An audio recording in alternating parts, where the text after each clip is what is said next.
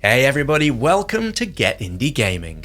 My name is Stuart, and today we're going to take a look over some of the best looking games coming out this week across the various indie game storefronts. This week we have a few big name releases, including an all-time top 5 classic of ours that's headed to PC. Be sure to let us know what you think down below, and on that, let's get straight into the action.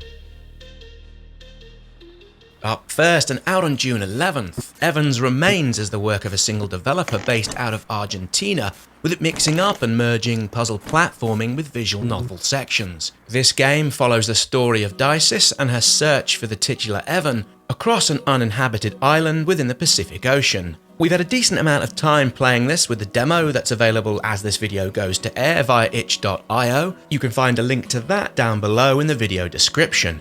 Based on what we've played so far, Evans Remains is, well, it's looking like a game that's going to appeal to players who favour logic-driven game progression, rather than, let's say, being nimble and pixel perfect with the controls. To be honest, this really won't appeal to everyone, and the puzzle elements are going to delight and most likely frustrate players depending upon their expectations going into it. These puzzles, like you might expect, are simple enough to begin with, although even in the demo you're introduced to more complex tasks, and again I'll reiterate, this is very much a thinking person's game, if that makes sense, so consider yourself kinda pre-warned. The interwoven narrative visual novel aspects whereby you uncover the story is also where you get to see new puzzle mechanics, all look promising enough, and as for the pixel art and soundtrack, well, the visuals and audio do seem to click rather nicely in what feels very much a likeable and decent overall package if you like these kind of games.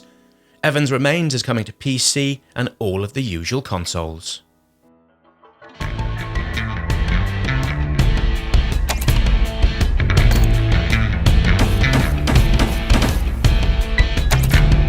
Up next, and the first of 2 turn-based strategy games in this week's rundown, Warborn is coming out on the PC, PlayStation 4, the Xbox One, and the Switch, which in all honesty is likely the platform we'll be picking this up on. It features a single-player campaign with over 40 different missions, with it also offering players the ability to battle online, while also having an inbuilt map editor.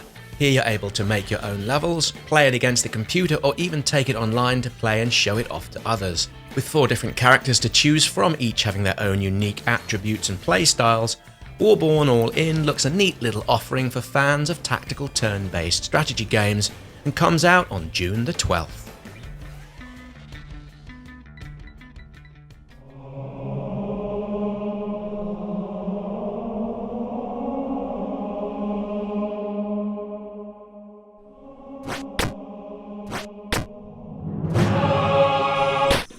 First out in May 2019 for PC, Jump King makes its way onto all of this generation's usual consoles this coming week. Aside from the unnecessary premise in what your character's up to, Jump King is one for speedrunners and fans of super pixel accurate platformers. Having played this on PC, well, it is rather fun, if at times rage-inducing, with all the backgrounds being hand-drawn and with the soundtrack also offering retro-inspired effects, all within a score that heightens the tension and places you on a feeling of ever so slightly being on edge. Jump King is tough and yet pleasingly addictive. With it out today, this video airs June the 9th. Moving on, and here we have something really quite different and super interesting within the detective mystery solving genre. A Hand with Many Fingers subverts the usual tropes of such games, where you don't make your way around crime scenes or undertake suspect interviews. In this one, well, you're tasked with making your way through what's called an old CIA archive, where you go through files, photos and documents to draw conclusions on drug smuggling and weapons trafficking, amongst a few other things as well. It's all done in the first person, with the map expanding as the non-linear story progresses.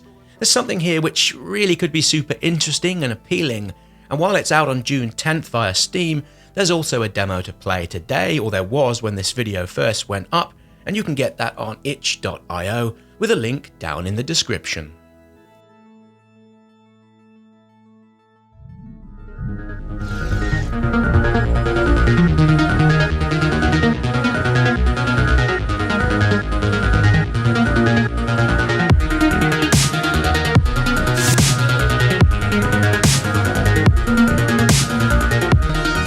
Coming up next, Swarm, according to Steam, is free-to-play game that's out on June the 12th, and comes from the folks who also brought out Neon Beasts. Now this one dropped into the email box only a few hours ago, and while most of the games we feature in these lists, well, we already know them, this one's totally new. It's a rhythm shooter platform mix and mashup, and by goodness it looks and sounds amazing, with it also having two distinctly different game modes, which on the face of this trailer, well, they all move and merge ever so seemingly. We can't recall having seen anything quite like this before, and we suspect it may turn out to be another fine hidden gem. And as we mentioned earlier, it's free to play. What's not to like about that? Coming up next, we have 1971 Project Helios, which is a single-player turn-based strategy game that's looking to offer up a mix of military-based tactics, close-up front and personal combat, in a place where firearms and vehicles are said to be in scarce supply, although there's plenty of conflict and hostility to be found. You play within a squad-based team of 8 people, each with their own skills and weaknesses, with you looking to find the only person alive that's able to avert a global catastrophe of what seems to be, on the face of things, a new global ice age. The combat and exploration look perfectly in keeping for such a game, as does the resource management and branching skill-based tree systems.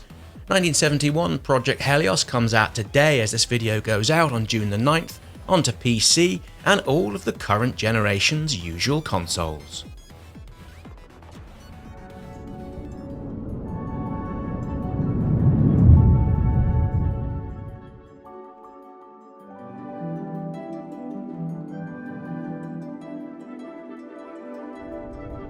Welcome to the Western Pacific. I'm Dr. Mirai Soto, and I'll be your eyes and ears on this expedition. I'm joined today by 2 colleagues. Taking the runners-up slot for this week, Beyond Blue, and while you might have seen this already via the Apple Arcade, it's out on PC and consoles this week on June the 11th. First and foremost, well, I want to speak up about the visuals, and it just looks absolutely stunning. It could be very much a documentary you might see on National Geographic, with all of this coming from the team who partnered with the BBC Studios, who brought us the massively acclaimed Planet Blue 2 series, a programme that's mouth openly wide in its beautiful cinematography, with the developers having made use of the skills, talents and brains of some of the world's leading ocean experts in their attempt to create something that's, well, never really been done before. You play as a deep-sea explorer as you go about exploring the oceans within 8 different dives, as you track different sea creatures, unravel mysteries, and explore the depths. It's fully voice-acted and comes with a captivating soundtrack that features artists such as the Flaming Lips, Miles Davis, and the Edisons. On the face of things, well, doesn't it, as we've said before, look so magical? And while this game is currently under embargo at the time this video goes up, we have played it from start to finish by way of a code supplied to us by the publishers, and like the next game in this week's rundown, as players have already said from playing it on the Apple Arcade, it's best experienced in 1 or 2 installments. Be sure to check out the videos later in the week where we have some review footage and perhaps the odd live stream either here on YouTube or over on our new channel on Twitch. You can find a link to that down in the description. Let's be straight up and honest, there can't really be too many followers or casual glances at this point in the weekly new releases video that haven't already seen and quite possibly played Journey, and while it's been an Epic Games Store exclusive on PC for the last year, it's headed to Steam on June the 11th. As fans of the channel will know, this one currently ranks at the number 2 position in terms of the best indie games we've ever played, with only Dead Cells sitting above it. While we as a collective don't agree when people say it's one of the best games for non-gamers to play, as some of the platforming sections are super precise, as an aside from how it looks and sounds, the admiration for this game comes largely from how that game company went about its online multiplayer aspects, which is super pared back and so very, very subtle.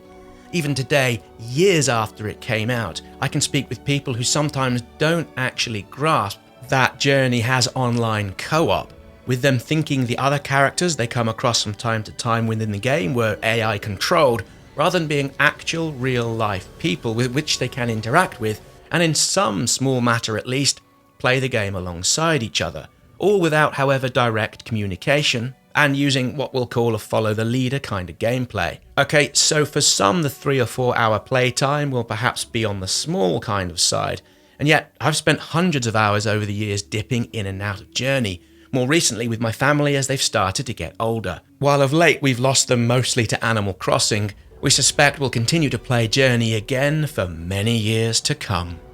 And that's it for this week's new release rundown. Be sure to drop us a comment to let us know which of these games you like the look of and perhaps any we might have missed out from this list. Many thanks for watching, be sure to like the video and subscribe to the channel if you haven't already done so, and we look forward to seeing you all again here soon for more indie game videos.